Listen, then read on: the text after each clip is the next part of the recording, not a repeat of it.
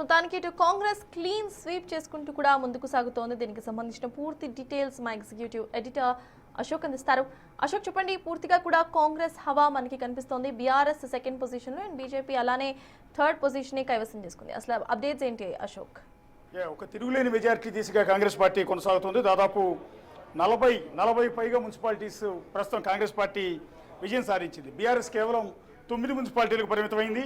All India forward black 1 మున్సిపాలిటీని విజయం సాధించింది. అండ్ హంగ్ 13 మున్సిపాలిటీలో హంగ్ వచ్చింది. ఈ హంగ్ సిచ్యువేషన్ ఏంటి అనేది వెరీ ఇంట్రెస్టింగ్గా ఉంది. ఇక్కడ కూడా కాంగ్రెస్ పార్టీ లీడ్ పొజిషన్లో ఉన్నప్పటికీ కూడా హంగ్ రావడం వల్ల ఇండిపెండెంట్స్ ఎవరికి సపోర్ట్ చేస్తారు అనేది వెరీ ఇంట్రెస్టింగ్గా ఉంది. ఒకసారి తెలంగాణ మంత్రి అడ్లూరి లక్ష్మణ్ గారు ప్రస్తుతం మనతో పాటు జాయిన్ అవుతున్నారు. మినిస్టర్ గారు నమస్తే అండి. నమస్కారం అండి. Yes sir, first of all congrats. మీకు ఒక తిరుగులేని మెజార్టీ. ఉమ్మడి రాష్ట్రంలో కాంగ్రెస్ పార్టీకి ఏదైతే ఆ వైభవం ఉండేదో మళ్ళీ ఇన్నాళ్ళ తర్వాత మీ అందరి ఆధ్వర్యంలో, రేవంత్ రెడ్డి గారు కావచ్చు, మీరు కావచ్చు, మహేష్ కుమార్ గారు కావచ్చు, మీ అందరి ఆధ్వర్యంలో మళ్ళీ కాంగ్రెస్ పార్టీకి పునర్వైభవం వచ్చింది అనేది మీ కార్యకర్తల అభిప్రాయం.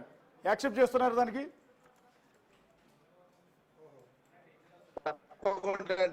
ప్రజలు ఎంతో నమ్మకంతో గౌరవ ముఖ్యమంత్రి రేవంత్ రెడ్డి గారి ప్రజాపాలన లోపల, ముఖ్యమంత్రి రేవంత్ రెడ్డి గారి యొక్క ప్రజాపాలన లోపల తప్పకుండా మాకు మంచి జరుగుతుంది, మేలు జరుగుతుంది నమ్మకంతో, ప్రజల విశ్వాసంతో మాపై ఉన్నారు. ఈరోజు రాష్ట్ర మంత్రిగా మేము ఏదైతే 2 సంవత్సరాల క్రితం ప్రజలు ఇచ్చినటువంటి అవకాశం మా ధర్మపురి ప్రజలు ఎంతైతే దేవుడు గొప్పగా ఆ లక్ష్మణ ఆశీస్సులు ఇచ్చినాడో, మా ధర్మపురి ప్రజల అభిమానంతో, నమ్మకంతో, లక్ష్మణ్ కుమార్ అన్న మావాడు అనే ఒక నమ్మకంతో ఇలా ధర్మపురి మున్సిపాలిటీకి 15 మున్సిపల్ కౌన్సిల్ వార్డులు 15 కాంగ్రెస్ పార్టీకి గెలిపేయడం అనేది అది నిజంగా నేను నా ప్రజలకు జీవితకాలం నేను రుణపడి ఉంటా. మా ధర్మపురి నిజవర్గ ప్రజలకు, మున్సిపాలిటీ ప్రజలకు అని చెప్తున్నా. నేను దాని దగ్గరికి వస్తున్నాను. యాక్చువల్లీ ఫస్ట్ ఆఫ్ ఆల్ దానికి కూడా మీకు కంగ్రాట్స్. ఒకటి, రాష్ట్రం అంతా మీ పార్టీ విజయం సాధించినందుకు ఒకటి ఫస్ట్ ఆఫ్ ఆల్ మీకు కంగ్రాట్స్. రెండోది, మీ పరిధిలో ఉన్న ధర్మపురిలో క్లీన్ స్వీప్, అంటే ఎంటైర్ స్టేట్లో ఏ ఒక్క మున్సిపాలిటీలో కూడా ఇంతవరకు క్లీన్ స్వీప్ కాల. ఒక్క మీ ఆధ్వర్యంలో ధర్మపురి మున్సిపాలిటీ మాత్రమే 15 క్లీన్ స్వీప్ చేసింది. అది మా ధర్మపురి ప్రజల యొక్క ఇచ్చిన ఆశీర్వాదం అండి. ఆ లక్ష్మణ స్వామి యొక్క దయ, మాకు ప్రజలు మాపై పెట్టుకున్న నమ్మకం, గౌరవ ముఖ్యమంత్రి రేవంత్ రెడ్డి గారిపై ప్రజలకున్న విశ్వాసం, మా పిసిసి అధ్యక్షులు కానీ, మా ఇన్ఛార్జ్ ప్రెసిడెంట్ కానీ, మా జిల్లాకు సంబంధించిన మంత్రివర్యులు, ఇదే ఇన్ఛార్జిగా వచ్చిన తుమ్మల గారు కానీ, ముఖ్యంగా మా శ్రీధర్ బాబు గారు కానీ, వీరందరి మీద, మా మీద ప్రభాకర్ అన్న గారు కానీ, మా మీద ఒక నమ్మకం, విశ్వాసం ఉన్నది. మా ధర్మపురి ప్రజలకు రేపు రాబోయే రోజుల్లో గోదావరి పుష్కరాలు వస్తున్నాయి 27 జూలైలో. గొప్పగా ఈ ప్రాంతానికి మరి ఊహించిన విధంగా ఈ ప్రాంతం పుష్కరాలు జరిపే విధంగా ఆ ముఖ్యమంత్రి యొక్క ఆశీర్వాదం, సపోర్ట్ మాకు ఉంటుంది, నమ్మకం మాకున్నది.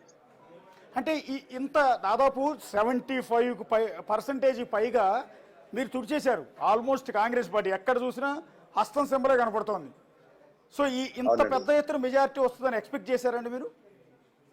అంటే మాకు గ్రౌండ్ లెవెల్ నమ్మకం ఉందండి. ఏదైతే అపోజిషన్ పార్టీకి సంబంధించినటువంటి సోషల్ మీడియా నమ్ముకుని మా మీద, మా ముఖ్యమంత్రి మీద బురద జల్లే కార్యక్రమం, ప్రభుత్వం మీద బురద జల్లే కార్యక్రమం, మా ఉప ముఖ్యమంత్రి మీద బురద జల్లే కార్యక్రమం చేసింది తప్ప మాకు ప్రజల దగ్గర గ్రౌండ్లో మేము ఎవరం కూడా చూడండి. 119 లోపల కాంగ్రెస్ పార్టీ గెలిచిన ఎమ్మెల్యేలను కానీ, కాంగ్రెస్ పార్టీ గెలిచిన మంత్రులకు కానీ మేము గ్రౌండ్లో ఎక్కువ ఉన్నామండి. ఎక్కువ మేము ఏదైతే ప్రజలకు ఏదైనా సమస్యల విషయం లోపల పొద్దున్న లేస్తే 100,000 మంది ప్రజలను నేరుగా కలిసే విధంగా ప్రజలకు అందుబాటులో మేము ఉన్నాం ఎమ్మెల్యేలందరం. మా ముఖ్యమంత్రి గారు ఏ ఎమ్మెల్యే పోయినా కూడా, ఏ ఎమ్మెల్సీ పోయినా, ఏ ప్రజాప్రతినిధి పోయినా కూడా నేరుగా వారు టైం ఇస్తారు. మా సమస్య మొత్తం వింటారండి. మా నాయకుడు విని దానికి సంబంధించినటువంటి ఏ విధంగా పరిష్కారం చేయాలనే విషయంలో కూడా వారు పూర్తిగా సహకరిస్తారు. ఆ విధంగా మా నమ్మకంతోనే ఈరోజు మేము ప్రజలను ఉండగలిగినాం, ప్రజలు మమ్మల్ని ఆశీర్వదించారు. అంటే ఇక్కడ 2 ఫ్యాక్టర్స్ ఉన్నాయి. ఒకటి, వన్ ఆఫ్ ది ఫ్యాక్టర్ ఏంటంటే అధికారంలో ఏ పార్టీ ఉంటే ఆ పార్టీ కంప్లీట్ లోకల్ బాడీ ఎలక్షన్లో గెలుస్తుంది. ఎందుకంటే అధికారం వాళ్ళ చేతుల్లో ఉంటుంది అనేది ఒకటి. పోలీస్ యంత్రాంగం అంతా కూడా వాళ్ళ చేతుల్లో ఉంటుంది కాబట్టి ఆటోమేటిక్గా వాళ్ళనే గెలిపిస్తారు ప్రజలు అనేది ఒకటి. రెండోది, ఆటోమేటిక్గా అపోజిషన్ పార్టీకి ఓట్లు వేస్తే నెక్స్ట్ డెవలప్మెంట్ అనేది ఉండదు, ఫండింగ్ రాదు. ఆ ఉద్దేశంతో అధికార పార్టీకే, అది ఏ పార్టీ అధికారంలో ఉన్నా కూడా వాళ్ళకు ఓటేస్తారు అనేది వన్ ఆఫ్ ది ఫ్యాక్టర్. రెండో ఫ్యాక్టర్ మీరు చెప్తున్నది మా డెవలప్మెంట్ యాక్టివిటీస్ కానీ, రేవంత్ రెడ్డి సర్కార్ పరిపాలన కానీ, లేకపోతే మేము తీసుకొస్తున్న సంక్షేమ పథకాలు ఇవన్నీ జనాల్లోకి తీసుకెళ్లారంటున్నారు. నేను చెప్పిన మొదటి ఫ్యాక్టర్ ఏదైతే ఉందో అది కొంతవరకు నిజంగా ఉందంటారా? ఇప్పుడు ఒకటండి, ప్రధాన ప్రతిపక్ష పార్టీ టీఆర్ఎస్ పార్టీ ఉంది, బీజేపీ పార్టీ, 2 పార్టీలు. వాళ్ళు ఏమన్నారు, జూబ్లీస్ ఎలక్షన్స్ లో కూడా తీర్పు వస్తుంది ముఖ్యమంత్రి గారికి, రేవంత్ రెడ్డి గారు ప్రభుత్వాన్ని చెంపపెట్టి అన్నారు. ఈ ఎన్నికల లోపల మాజీ మంత్రి కేటీఆర్ ఏం మాట్లాడిండు? కాంగ్రెస్ పార్టీ బీఫామ్ పై ఇప్పుడు ఈసారి పోటీ చేస్తుంది కదా, మా కారు గుర్తు బీఫామ్ పై మా శక్తి ఏందో చూపెడతాం, మా దమ్ ఏందో చూపెడతాను మాట్లాడినాడు. మాట్లాడి ఇప్పుడు ఏమంటుండు? ఇలా ప్రజలు గౌరవ ముఖ్యమంత్రి రేవంత్ రెడ్డి గారి పై పూర్తి నమ్మకంతో విశ్వాసంతో ఉన్నారండి. ఈ రోజు మేము గ్రౌండ్ లో మేము పోతే ఇలా సన్న బియ్యం కానీ, రేషన్ కార్డు కానీ, ఇందిరమ్మ ఇల్లు కానీ, 200 యూనిట్ ఉచితంగా ఇవ్వడం కానీ, అదేవిధంగా రుణమాఫీ విషయం కానీ, రైతు భరోసా కానీ, నిరుద్యోగ యువకులకు గ్రూప్ కానీ, గ్రూప్ 2 కానీ, గ్రూప్ 3 కానీ ఉద్యోగాలు ఇవ్వడం కానీ కళ్ళ ముందర కనబడుతుందండి. ఫలితాలన్నీ కూడా ఫలితాలు కనబడుతున్నాయి. ప్రజల దగ్గరికి మేము పోయినాం. రేపు రాబోయే 3 సంవత్సరాల లోపల ప్రజలకు ఇచ్చినటువంటి ఏదైతే 6 గ్యారంటీ పథకాల్లో మిగిలిన గ్యారంటీ పథకాలు కూడా అమలు చేసే విధంగా మా ముఖ్యమంత్రి గారు కానీ, మా ఆర్థిక శాఖ మంత్రి కానీ ప్రభుత్వం ముందుకు పోతున్న విషయం నమ్మకంతో, ప్రజలకు విశ్వాసంతో మేము ప్రజలు మెప్పించుకున్నామండి. మేము మీలా వాళ్ళలాగా మాట్లాడలే కదా, వాళ్ళే మాట్లాడినారు కదా. మొన్న 4 రోజుల క్రితమే కదా కేటీఆర్ పోయి ఇష్టానుసారంగా మా ముఖ్యమంత్రి గారి మీద భూపాలపల్లి పోయి మాట్లాడినాడు కదా. ఒక ముఖ్యమంత్రి పదవికి సీటు గౌరవం ఇవ్వకుండా, రాజ్యాంగ నిర్మాత అంబేద్కర్ గారు ఏదైతే ఒక ప్రజలతో ఎన్నుకోబట్ట ఒక ముఖ్యమంత్రి అని ఒక సీటుకి పదవికి గౌరవం ఇవ్వకుండా వ్యక్తిగతమైన ఏ విధంగా దూషణలు చేసిండండి? సమాజం తల వంచుకునే విధంగా మాట్లాడినాడండి. మేము మాట్లాడబోతామా? మా ముఖ్యమంత్రిగా ఉన్నప్పుడు అప్పుడున్న ముఖ్యమంత్రి మాజీ ముఖ్యమంత్రి కేసీఆర్ మేము అనబోతామా? మేము ప్రతిపక్ష నాయకులుగా ఉండి మేము అంశం మీద మాట్లాడినాం, సామాజిక సబ్జెక్ట్ మీద మాట్లాడినాము తప్ప మేము ఎప్పుడు ఆ విధంగా మాట్లాడలే. ఆయన ఏమనుకుంటున్నంటే ఆయన కర్ర వాల్చి వాత పెట్టినా కూడా కేటీఆర్కి అర్థమైతలేదు. ప్రజలకు చెప్తున్నానండి, ఖచ్చితంగా ప్రజలకు ఒక నమ్మకం విశ్వాసం అయ్యే విధంగా ఎదిగిన కొద్దిగా ఒదిగి ఉంటున్నామండి, తగ్గి ఉంటున్నాం. మేము ప్రజలకు ఎవరు వచ్చినా కలుస్తున్నాం, ప్రజలకు ఏది ఇచ్చిన విషయం వింటున్నాం. ఈ రోజు గతంలో ప్రభుత్వంలో మీకు తెలుసు, మీ ఛానల్ మీరు సాక్ష్యం, ముఖ్యమంత్రిని కలవాలన్నా, మంత్రులు కలవాలనుకున్నా, కేటీఆర్ని కలవాలంటే 1 రోజు వెయిట్ చేయాలండి. హరీష్ రావు కలవాలంటే అది చెప్పలేము, కవితను కలవాలంటే అది ఆ విధమైన పరిపాలన అందించారు. ముఖ్యమంత్రి అయితే అడ్రస్, మంత్రులకి అడ్రస్ ఉండదు. ముఖ్యమంత్రి మాజీ ముఖ్యమంత్రి కేసీఆర్ ప్రజలు ఎట్లా నమ్ముతారండి? నాకు అర్థం కాదు వాళ్ళను. అంటే సరే, ఈ ఎన్నికల్లో మీ టార్గెట్ బీఆర్ఎస్ అనుకున్నారా, బీజేపీ అనుకున్నారా? ఎందుకంటే ఎలక్షన్ ముందు అందరిలో ఉన్న ఒపీనియన్ ఏంటంటే ఈ ఎన్నికల్లో ఖచ్చితంగా బీజేపీ తన ప్రభావాన్ని చూపిస్తుంది, కాంగ్రెస్ పార్టీకి గట్టి పోటీ ఇస్తుంది అనుకున్నారు. తీరా రిజల్ట్ లో చూస్తే చాలా దారుణంగా ఉంది బీజేపీ. ఇంతవరకు ఒక్క మున్సిపాలిటీలో కూడా గెలవలేకపోయారు వాళ్ళు.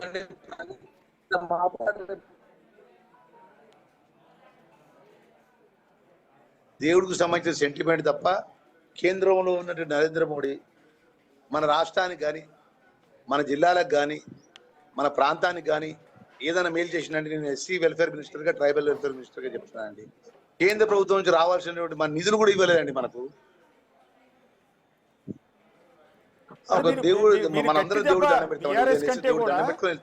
మీరు మీ పార్టీ బీఆర్ఎస్ కంటే కూడా బీజేపీని ఎక్కువ దెబ్బ కొట్టినట్టు అనిపిస్తుంది ఎన్నికల్లో. అంటే ఏదేమైనా కూడా ప్రజల ఆశీర్వాదం అండి. మేము ఎవరిని దెబ్బ కొట్టినామని చెప్పి గొప్పగా మీ మాట. ప్రజలు మాకు ఒక అవకాశం ఇచ్చినారు. ఒకసారి స్థానిక ఎన్నికల సర్పంచ్ కానీ, ఇప్పుడు మున్సిపల్ మంత్రులు కానీ మాకు అవకాశం ఇచ్చి ప్రజలు ఆశీర్వదించినప్పుడు ఇంకా మేము ప్రజలకు ఇచ్చిన మాట ఇంకా బాధ్యతతో ఎక్కువ పనిచేయాలి. ప్రజలకు ఇచ్చిన మాట ఒక నమ్మకంతో పనిచేయాలి. వాళ్ళలాగా మేము ఆ ఇష్యూ అప్పటి మంది ఆ ఒక సబ్జెక్ట్ మాట్లాడి దాన్ని దాటేసే ధోరణి కాదండి. మా ముఖ్యమంత్రి గారు మేము రాష్ట్ర కేబినెట్ లో మంత్రిగా. సార్, ఇప్పటి వరకు మినిస్టర్ గారు, ఇప్పటి వరకు మీరు 40కి పైగా మున్సిపాలిటీలు గెలిచారు. 9 బీఆర్ఎస్ గెలిచింది. కానీ 13 చోట్ల ఎవరికి మెజార్టీ రాలేదు, హంగు వచ్చింది. ఆ హంగు వచ్చిన చోట ఎట్లా మీరు ఆ మున్సిపల్ పీఠాలు ఎట్లా మీరు గెలుచుకోగలుగుతారు?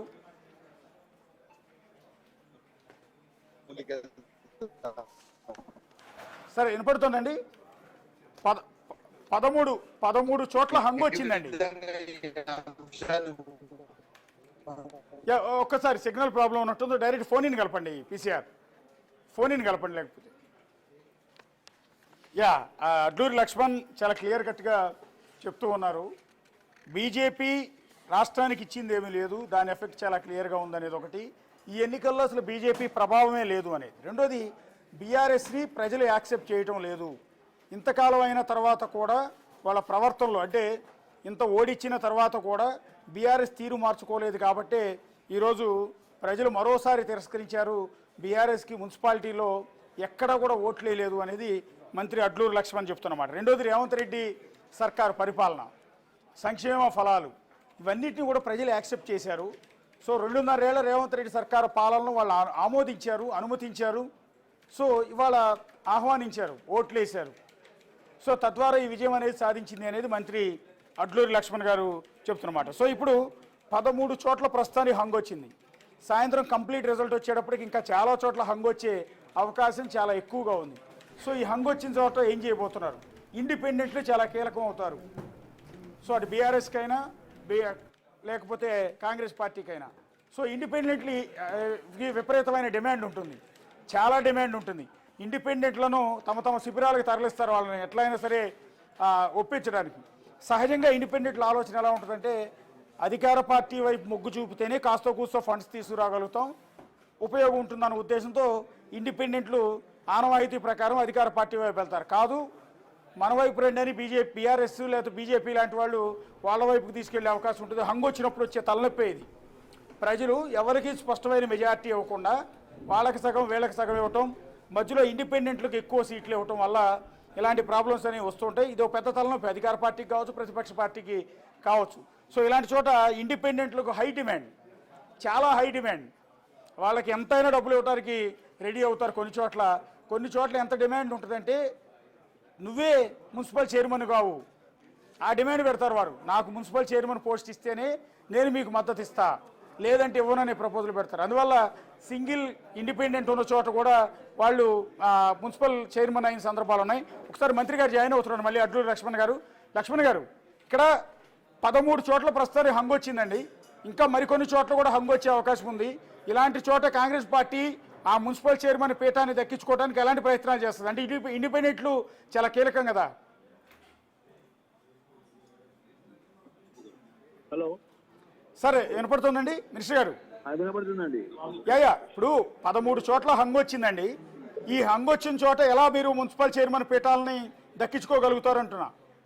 ఇప్పుడు స్థానికంగా ఉన్నటువంటి అక్కడ నాయకత్వం, అక్కడ ఆ జిల్లాకు సంబంధించిన మంత్రులు కానీ ఆ ప్రాంతంలో ఎమ్మెల్యేలుగా ఉన్నవారు, ఎమ్మెల్యే ఇన్ఛార్జిగా ఉన్న వాళ్ళ సమన్వయంతో ఏ విధంగా దాన్ని ముందు తీసుకోవాలని పిసిసి అధ్యక్షుడు యొక్క డైరెక్షన్, ముఖ్యమంత్రి యొక్క ఏదైతే ప్రజల మీద వారిపై ముఖ్యమంత్రి గారిపై తప్పకుండా అక్కడ ఉన్నటువంటి స్థానిక ఆ మున్సిపల్ సంబంధించిన ఇష్యూల పట్ల ఏ విధంగా చైర్మన్ తగ్గించుకునే విషయంలో ఆ స్థానిక ఆ పరిస్థితులు బట్టి ఆ ఒక నిర్ణయాలు జరుగుతాయనే విషయాన్ని మనం చూస్తున్నాం. ఎందుకంటే ఎక్కడ హంగ్ వచ్చింది, అక్కడ బీఆర్ఎస్ నుంచి వచ్చిండు, బీజేపీ నుంచి వచ్చిండు, ఇండిపెండెంట్ నుంచి వచ్చిండు అని క్లుప్తంగా సంఖ్య నాకు తెలియదండి. తెలియనప్పుడు నేను నా జిల్లా అయితే చెప్పగలుగుతాను. నా జిల్లా కాదు కాబట్టి ఎక్కువ దాని మీద దృష్టి పెట్టలేదు. ఎందుకంటే మన ఉదయం నుంచి నేను మా ప్రాంతంలో ఉన్నాను. ఇప్పుడే నేను జగిత్యాల జిల్లాకు హెడ్ క్వార్టర్కి వచ్చాను. Thank you sir, thank you minister గారు.